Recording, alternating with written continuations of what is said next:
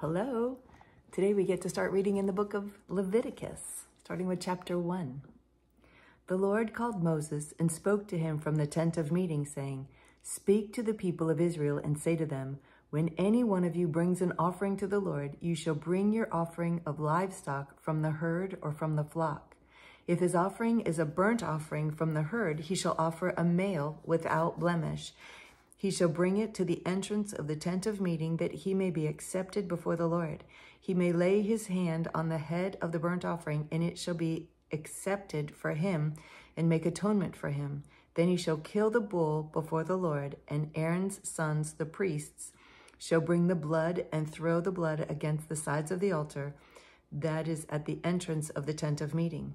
Then he shall flay the burnt offering and cut it into pieces. And the sons of Aaron the priest shall put fire on the altar and arrange wood on the fire. And Aaron's sons, the priest, shall arrange the pieces, the head and the fat on the wood that is on the fire on the altar. But its entrails and its legs he shall wash with water. And the priest shall burn all of it on the altar as a burnt offering, a food offering, with a pleasing aroma to the Lord. If his gift for a burnt offering is from the flock, from the sheep or goats, he shall bring a male without blemish. He shall kill it on the north side of the altar before the Lord, and Aaron's sons, the priests, shall throw its blood against the sides of the altar. And he shall cut it into pieces, and its head and its fat, and the priest shall arrange them on the wood that is on the fire on the altar. But the entrails and the legs he shall wash with water. And the priest shall offer all of it and burn it on the altar. It is a burnt offering, a food offering with a pleasing aroma to the Lord. If his offering to the Lord is a burnt offering of birds, then he shall bring his offering of turtle doves or pigeons. And the priest shall bring it to the altar and wring off its head and burn it on the altar. Its blood shall be drained out on the side of the altar. He shall remove its crop with its contents and cast it beside the altar on the east side in the place for ashes. He shall tear it open by its wings, but shall not sever it completely. And the priest shall burn it on the altar on the wood that is on the fire. It is a burnt offering, a food offering with a pleasing aroma to the Lord. Chapter 2. When anyone brings a grain offering as an offering to the Lord, his offering shall be of fine flour. He shall pour oil on it and put frankincense on it and bring it to Aaron's sons, the priest. And he shall take from it a handful of the fine flour and oil with all its frankincense, and the priest shall burn this as its memorial portion on the altar, a food offering with a pleasing aroma to the Lord. But the rest of the grain offering shall be for Aaron and his sons. It is a most holy part of the Lord's food offerings. When you bring a grain offering baked in the oven as an offering, it shall be unleavened loaves of fine flour mixed with oil, or unleavened wafers smeared with oil. And if your offering is a grain offering baked on a griddle, it shall be of fine flour unleavened mixed with oil.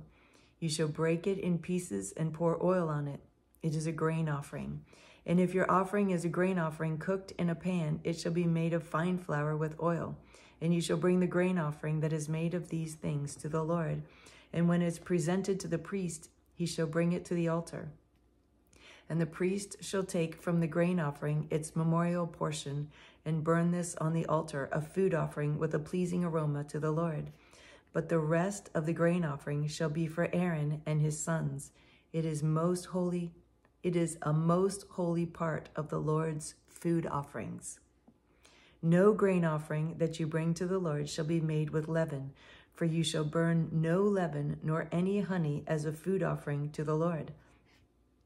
As an offering of first fruits, you may bring them to the Lord, but they shall not be offered on the altar for a pleasing aroma. You shall season all your grain offerings with salt. You shall not let the salt of the covenant with your God be missing from the grain offering. With all your offerings, you shall offer salt. That's interesting, isn't it? Salt, but no honey. Verse 14. If you offer a grain offering of first fruits to the Lord, you shall offer for the grain offering of your first fruits fresh ears, roasted with fire, crushed new grain.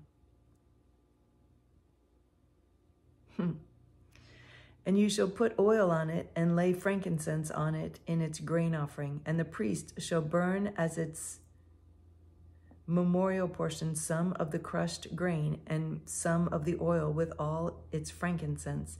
It is a food offering to the Lord. Chapter 3.